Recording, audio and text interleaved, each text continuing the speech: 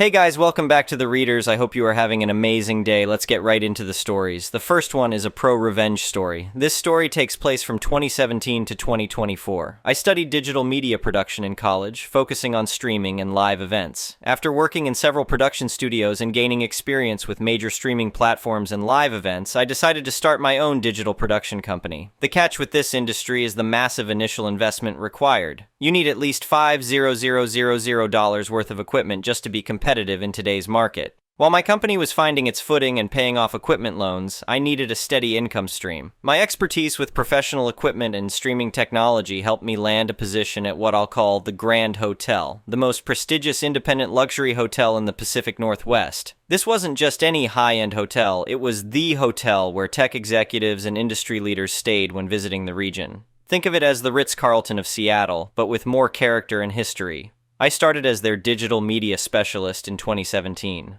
My role involved managing all aspects of event technology, from basic conference setups to elaborate product launches and hybrid events that combined in-person and virtual components. Your first week's going to be intense, my supervisor warned me. We've got 3 major tech conferences back-to-back. I thrive under pressure, I replied confidently. Just show me where everything is. And I wasn't lying. Within my first month, I was handling multiple events simultaneously, coordinating virtual attendees with in-person presentations, and managing complex multimedia setups that would make most tech professionals sweat. I've never seen anyone pick this up so quickly, the events director told me during my 6-month review. We're promoting you to lead technical director. I now managed a team of 5 specialists handling everything from traditional AV to virtual reality experiences and holographic displays.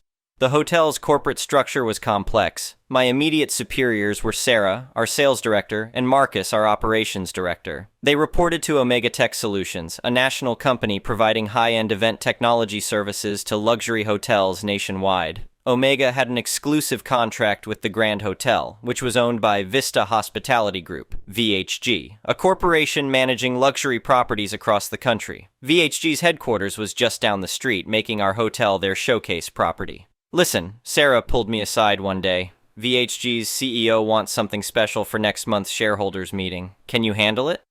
Give me the details, I said, already planning the setup in my head.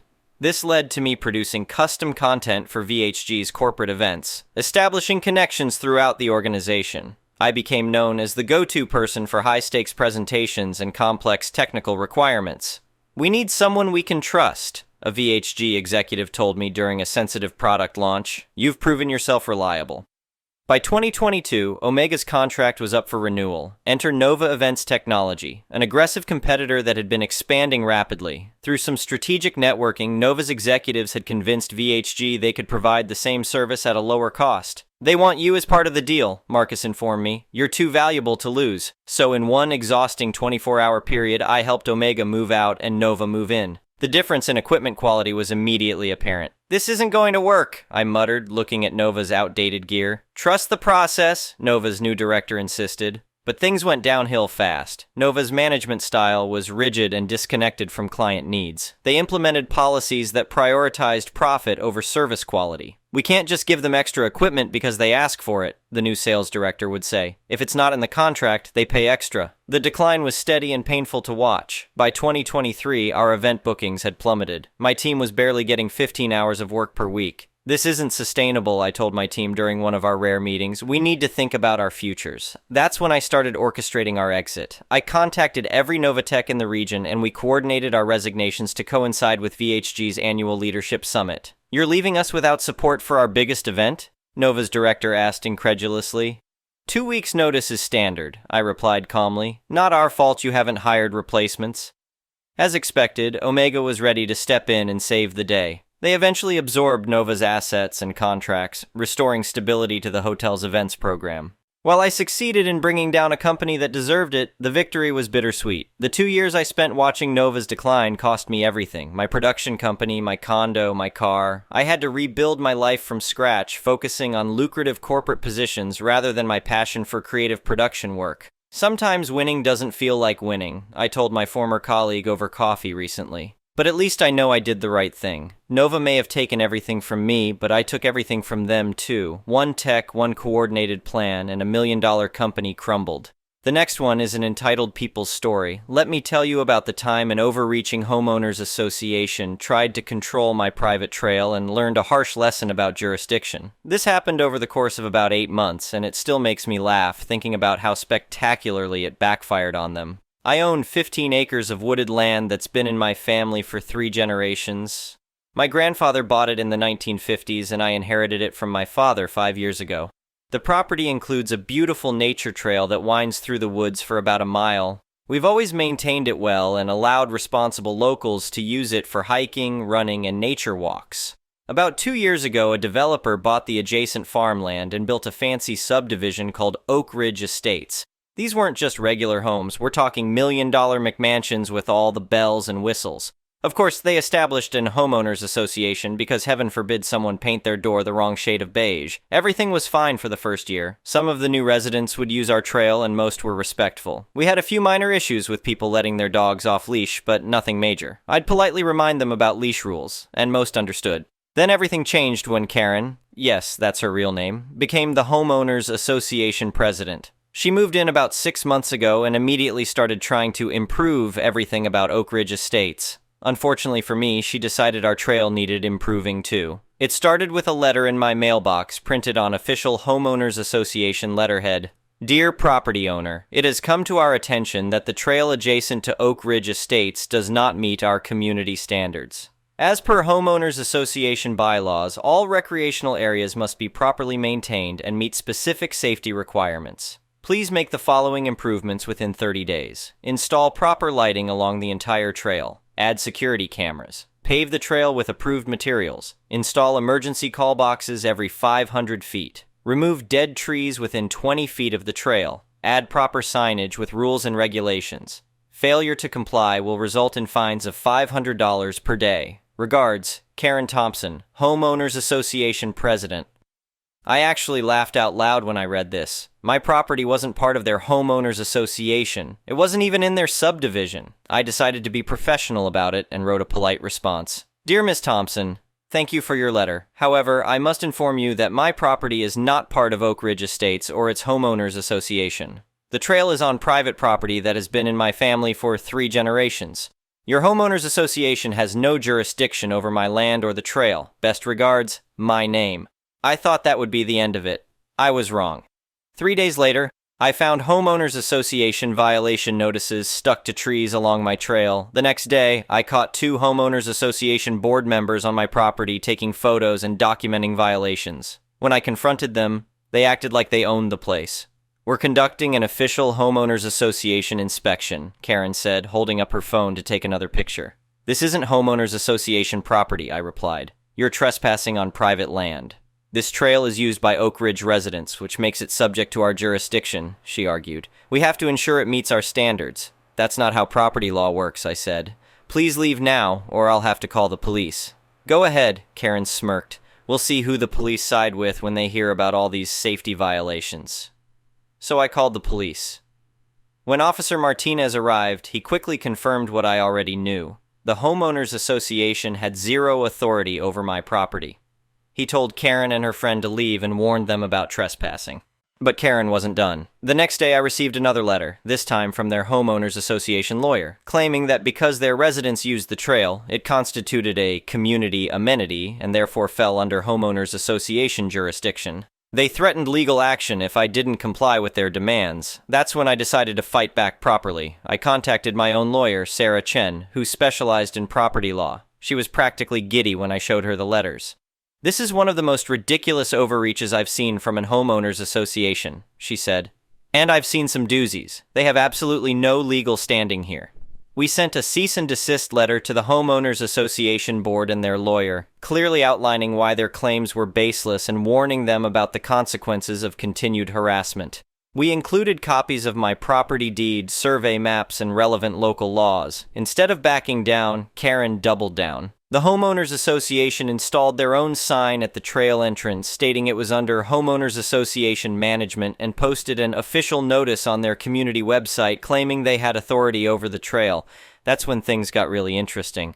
My lawyer filed for an emergency injunction to stop their interference with my property rights. We also prepared a lawsuit for harassment, trespassing, and defamation.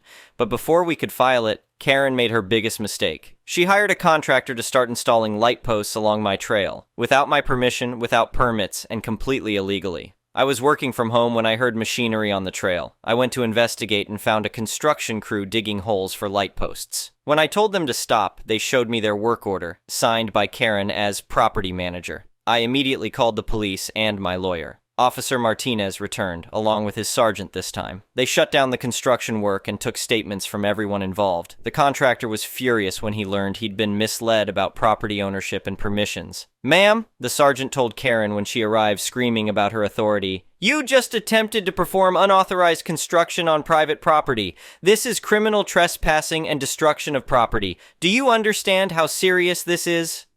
Karen's face turned red as she sputtered, "But we need to make this trail safe for our residents. We have jurisdiction because—" "No, you don't," the sergeant cut her off. "This has been explained to you multiple times. If you continue this behavior, you will face criminal charges." The contractor, Mike, was even more upset when he realized what had happened. "You told me this was homeowners association property and you had all the permits," he yelled at Karen. "I could lose my license over this." Things moved quickly after that.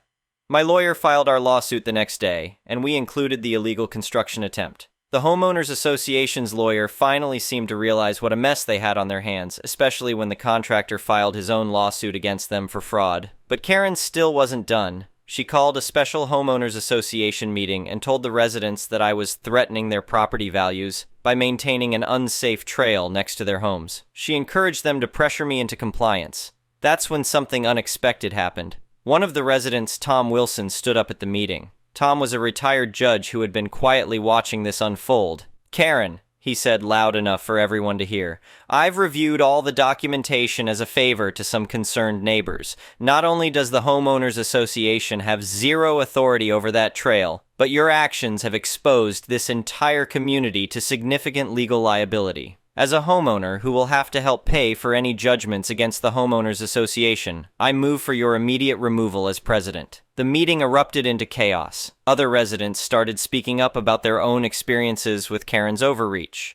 It turned out the trail wasn't her first attempt at extending Homeowners Association authority where it didn't belong. She'd been harassing several homeowners about properties that weren't even part of the subdivision. Within a week, the Homeowners Association board held an emergency vote and removed Karen as president. The new board president, a reasonable woman named Janet, reached out to me and my lawyer to make things right. "We are so sorry about this situation," Janet said during our meeting. "We've reviewed everything and we're prepared to offer a settlement that includes all your legal fees, restoration of any damage to your property, and a formal written apology."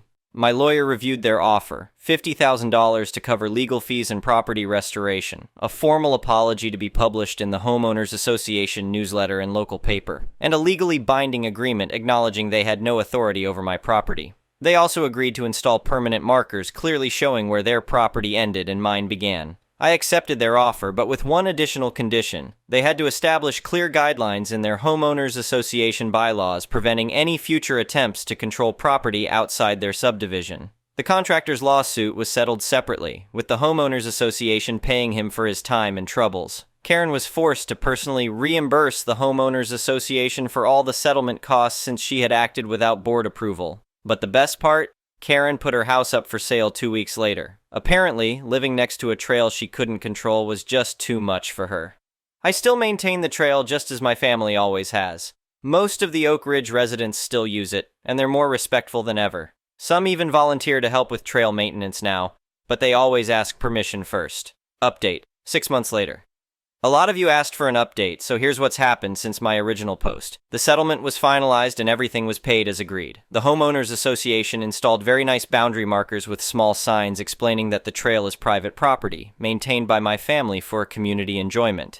They actually look quite professional and help prevent any confusion about property lines. The formal apology was published in both the Homeowners Association newsletter and local paper. It was surprisingly comprehensive, acknowledging not just their lack of authority, but also appreciating my family's long history of maintaining the trail for public enjoyment. Janet, the new Homeowners Association president, has been great to work with. She approached me about creating a formal agreement for trail use, not to control the trail, but to ensure their residents understand and follow our existing rules. We worked together to create a simple document that's now included in their Homeowners Association welcome packet. It explains that the trail is private property, lists the basic rules, leash requirements, no littering, dawn to dusk hours, and emphasizes that continued access is a privilege, not a right. The Homeowners Association also did something unexpected. They offered to contribute to trail maintenance as a gesture of goodwill. We set up a voluntary annual donation program where residents can contribute to a trail maintenance fund. It's completely optional and comes with no strings attached or claims of authority. Last month, we used some of those donations to install new benches along the trail, with plaques acknowledging the community's contributions. As for Karen, she did sell her house, but not before trying one last time to cause trouble. She attempted to file a complaint with the county about unsafe conditions on the trail. The county inspector who came out actually complimented us on how well maintained everything was, and dismissed her complaint entirely. I heard through the grapevine that she moved to a different subdivision without a walking trail, probably for the best. The contractor, Mike, has become a good friend. After settling with the Homeowners Association, he offered to do some legitimate work on the trail at cost. We hired him to improve drainage in a few spots that would get muddy after rain, and he did an excellent job.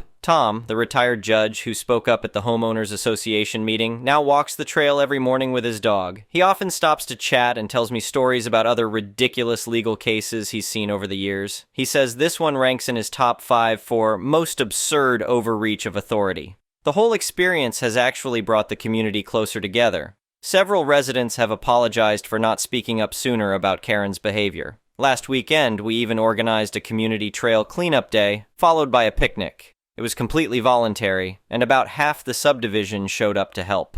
The new Homeowners Association Board has used this as a learning experience. They've implemented new procedures requiring legal review before taking any action that might affect property outside their subdivision. They've also become much more transparent about their operations, regularly consulting with homeowners before making major decisions. As for me, I'm just happy to have this resolved. The trail remains open to everyone who respects the rules, just as it has been for 3 generations. Sometimes the best way to preserve something good is to stand firm against those who would try to control it for the wrong reasons.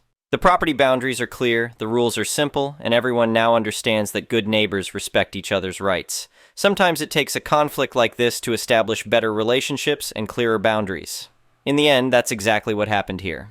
The next one is a malicious compliances story. In my first job, I worked in IT as an access and permissions administrator at a large company with significant technological debt. The environment included custom software dating back to the Windows 9X and even DOS era. Initially, the work was quite tedious, involving a lot of back and forth communication between multiple departments. We had to ensure that each employee had the necessary training and documentation to access data in the scope requested by their manager. Additionally, we needed approval from the manager of the department related to the system role in question. On top of that, the company's excessive paper-only bureaucratic workflow made the work go at a snail's pace. A single SAP account for a blue-collar worker required at least 3 forms signed by different people. The heads of departments responsible for signing those papers didn't feel any urgency to send them to us quickly. A good example of this is when I, myself, waited over 2 weeks after being hired in the IT department before my first account was set up.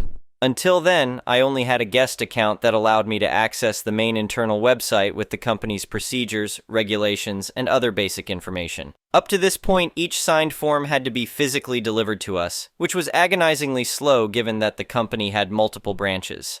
We decided to automate away the paperwork. Our first step was to allow the use of scanned documents. It was a partial success. While it eliminated the courier delays, management still required us to sign the physical copies afterward, which we mass stamped at the end of each month. The next step was to introduce a fully electronic workflow. We faced significant resistance from upper management, so we had to settle on a system that mostly replicated the existing paper processes. Despite this, it was a game changer. We created presets that managers could select and customize as needed, using data from these customizations to create better-fitting presets. We also developed workflows that automatically generated and assigned sub-tickets for necessary approvals and tracked how long it took, sending reminders if needed. And finally, we got an approval from HR to access layoff data to generate user block/removal tickets.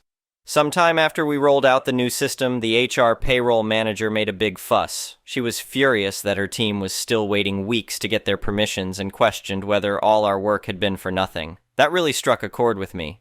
Inside, I was overjoyed, but I did my best to keep a neutral expression. At that time, we were working on summary reports with burn down and bottleneck charts, and I already knew that tickets requesting HR payroll access were spending over most of their lifespan waiting for her or one of her sub-managers to approve them. The manager immediately went on the defensive, claiming she couldn't keep up with the amount of tickets. She then requested a change. She wanted any request from her employee to be automatically approved within the relevant scope of their sub-department. For example, a request for an HR worker to have full HR access and limited payroll access would be automatically approved for HR access but not for payroll, and vice versa. I was skeptical, but weren't exactly in a position to argue. I asked my boss to join the discussion and explain that the goal was to prevent overly permissive approvals that could lead to unauthorized access. I tried to convince her to brainstorm together potential edge cases before making a blanket approval, but she was already set on her decision and wasn't interested in discussing details. My boss shrugged and said it would be her responsibility. He told her to write up an official document outlining the change, and we would proceed with the implementation. The only request we had was to include a line that each such request would still be created, assigned to as normal and marked as automatically approved by name of the main HR payroll manager decision. I uploaded the scan into our system and, anticipating that it would eventually backfire, made a photocopy to keep it handy in the top drawer of my desk. The original copy went to the archive. A few weeks later, she stormed into our room. The speed with which she flung open the door made it clear she was furious. She demanded to know why we had granted full access to payroll data to her subordinate. I think it was the only time I ever heard anyone yell in the company. I calmly reminded her of her request to automatically approve in-department access requests. She wasn't having it, explaining that one of her low-ranking subordinates from the payroll subdepartment had accessed the salaries of everyone in their department, including managers, and was unhappy with the paycheck disparity. Isn't that obvious that they shouldn't be able to do that? Well, yeah, to a human, but that decision was automated away by your request. I handed her a copy of the document she had signed, which instructed us to automatically approve any and all such tickets without exception. Immediately afterward, she asked us to roll back the change while she wrote up another document to cancel the previous one. In the following days, she meticulously reviewed all those tickets and requested us to reduce access for several users. I have to admit, she did a thorough job and kept up a good pace in reviewing new requests, doing it daily instead of once every week or two as before. In the end, we managed to distill a subset of permissions that could be approved automatically and proceeded to implement a similar approach with other departments. Thank you for watching. I would really appreciate it if you could like the video and subscribe to our channel if you haven't already. We'll see you again tomorrow.